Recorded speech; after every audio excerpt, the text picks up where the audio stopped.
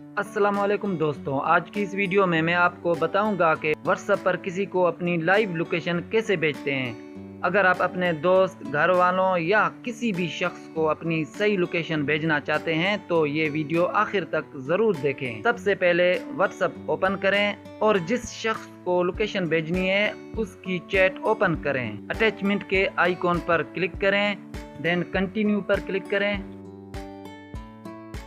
यहाँ पर only this time पर क्लिक कर, अगर आपको अलाउ का ऑप्शन आए तो अलाउ कर दें।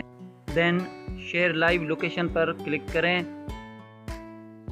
कंटिन्यू पर क्लिक करें और यहाँ पर आप टाइम सेट करें कि कितनी देर तक वो शख्स आपकी लोकेशन देखे, 15 मिनट्स, 1 आवर या 8 आवर्स। अब यहाँ पर आप कमेंट में जो लिखना चाहें लिखें, अगर नहीं लिखना चाहते तो भी प्रॉब्लम नहीं। टाइम वगैरह सेट करने के बाद देन इस बटन पर क्लिक कर दें। बस आपकी लोकेशन कामयाबी से व्हाट्सएप पर भेज दी जाएगी।